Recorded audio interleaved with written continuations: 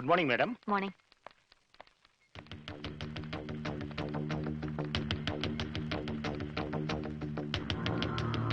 Good morning. Good morning.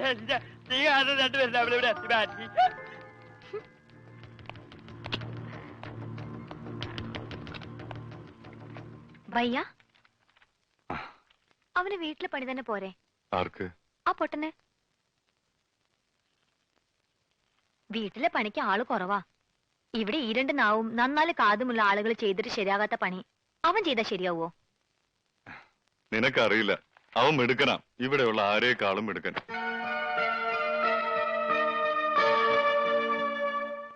പിന്നെ ഇവിടെയുള്ള കാര്യങ്ങളില് നീ ഇടപെടണ്ട. മോള് പൊയ്ക്കോ.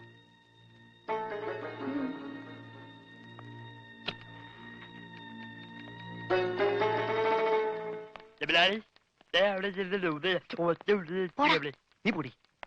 എന്താ എന്താ ജനൽ പാടിയാ? അതൊക്കെ കഴിഞ്ഞു. അവിടെങ്ങും പോയിരിക്കേ.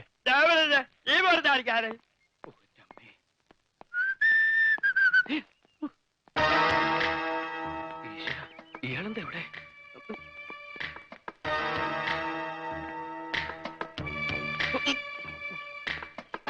എന്താടാ, കാശ് കിട്ടിയോ?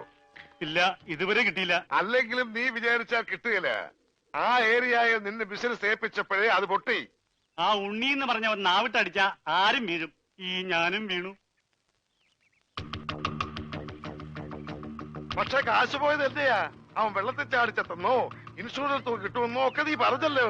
ഡെഡ് ബോഡി കിട്ടാത്തതുകൊണ്ട് ഇൻഷുറൻസ് കമ്പനി കാശ് കൊടുത്തിട്ടില്ലെന്ന അവന്റെ അച്ഛൻ കൈമൾ മാഷ് പറഞ്ഞു. കള്ളം. അയാളാ കാശ് ഒതുക്കി അവന്റെ കഴുത്തിന് പിടിച്ച കാശ് കിട്ടും. അതിലും വലുതൊക്കെ നാട്ടുകാർ ചെയ്തു കഴിഞ്ഞു. നാട് റോഡിൽ വെച്ച് ഉടുതുണി പറിച്ചു മാറ്റി, വീടിന് നേരെ കല്ലെറിഞ്ഞു. ഇനിയും പൈസ കിട്ടിയില്ലെങ്കിൽ വീടിന് തീ വെക്കുമെന്നാണ് നാട്ടുകാർ പറഞ്ഞിരിക്കുന്നത്. ആ നാട്ടുകാരായാൽ അങ്ങനെ വേണം.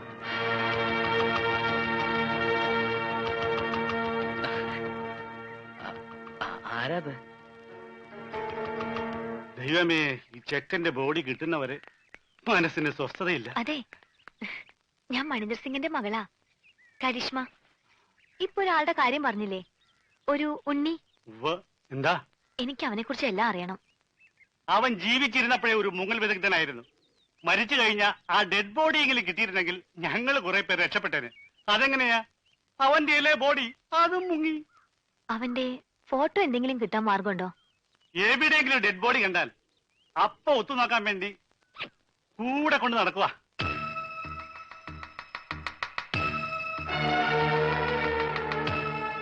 ഒരു നാട്ടിലെ മുഴുവൻ ആളുകളെയും ചതിച്ചിട്ട് വന്നവനാ. അവനെ വിശ്വസിച്ചൂടാ. അവൻ നമ്മളോട് പറഞ്ഞതും പച്ച കള്ളമാ. അവൻ ഗംഗാധരന്റെ ആരുമല്ല. അവന്റെ അച്ഛനൊരു സ്കൂൾ മാഷാ. ആ മനുഷ്യനെ പോലും ഇവൻ വെറുതെ വിട്ടിട്ടില്ല. ഇവൻ കാരണം നരകിക്കുക ആ അച്ഛനും കുടുംബവുമെല്ലാം.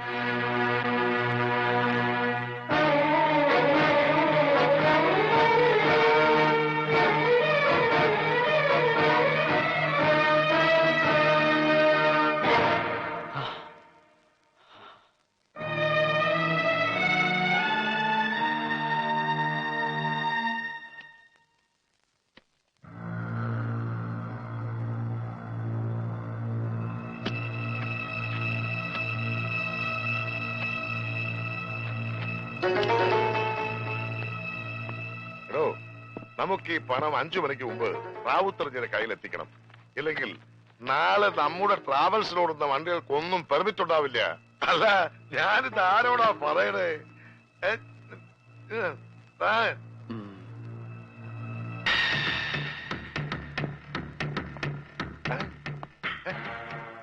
ഞാനും പഠിച്ചു.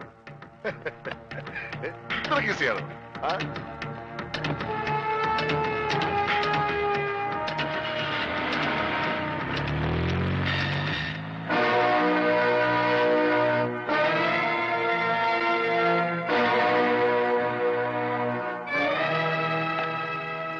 എന്താ ഭയ്യ? ചാച്ചാജി ഇതുവരെ എത്തിയില്ല.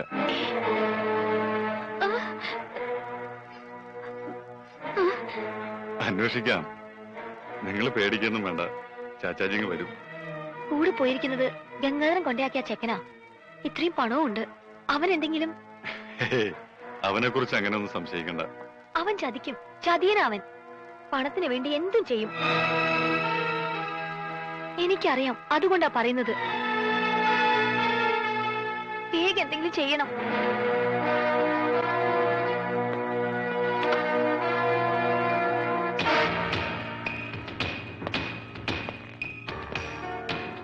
അവൻ ഇവിടെ വന്നിട്ട് എത്ര നാളായി?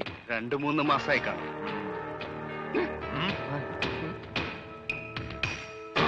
ഇവിടുന്ന് പോയതിനു ശേഷം മനീന്ദർ സിംഗ് ഫോൺ ചെയ്യോ മറ്റോ? ഇല്ല, തിരക്കാവുന്നിടത്തൊക്കെ തിരക്കി. ഇതുവരെ ഒരു വിവരവും ഇല്ല.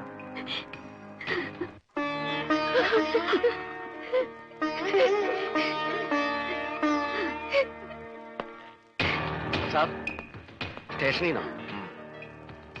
Hello, speaking. അവനെ കിട്ടി. എത്ര ചോദിച്ചിട്ടും അവനൊന്നും പറഞ്ഞിട്ടില്ല.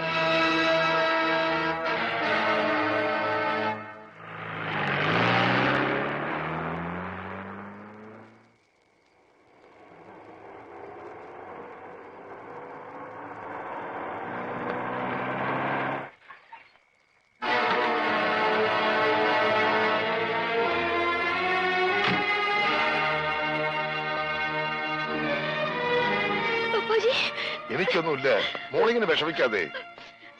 ചാച്ചാജി, എന്താ ഉണ്ടായെന്ന് പറയും. ഒന്നുമില്ലടാ, ഒരു ചെറിയ ആക്സിഡന്റ് ഉണ്ടായി. അവൻ കൂടെ ഉണ്ടായിരുന്നുകൊണ്ട് ഒരു വലിയ അപകടത്തിൽ നിന്ന് രക്ഷപ്പെട്ടു. എന്നെ ഹോസ്പിറ്റലാക്കിയിട്ട് അവൻ ആ പണം എത്തിക്കേണ്ടടുത്ത് കൃത്യമായി എത്തിച്ചു. എനിക്ക് മരുന്ന് വാങ്ങാൻ ഇറങ്ങിയതാ. പിന്നെ അവനെ കണ്ടില്ല. അല്ല, അവൻ കൊണ്ട് വന്നില്ലേ? എന്താ എന്താ ആരും ഒന്നും മിണ്ടാത്തത്?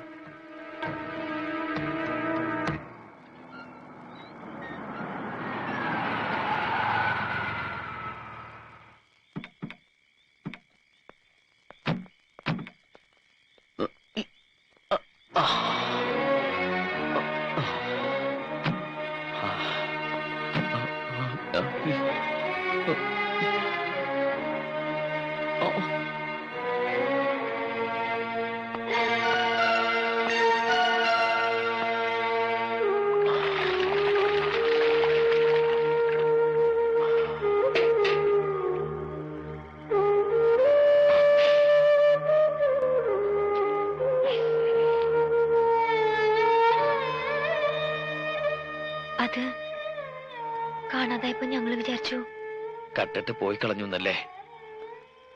കൈമൾ മാഷിന്റെ മോൻ എല്ലാം പഠിച്ചു, കക്ക മാത്രം പഠിച്ചില്ല. ഒരാളെയും ചതിക്കാനും അറിയില്ല. അറിയാമായിരുന്നെങ്കിൽ എനിക്ക് ഈ ഗതി വരില്ലായിരുന്നു.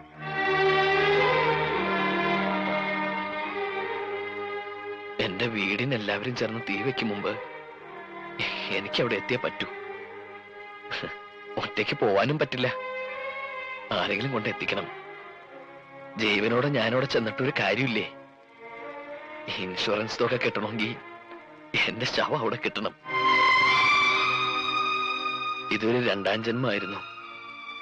ഒന്നും കേൾക്കാത്തവനായി, ഒന്നും സംസാരിക്കാത്തവനായി. ഇനി ഇതും തുടരാൻ കഴിയില്ല.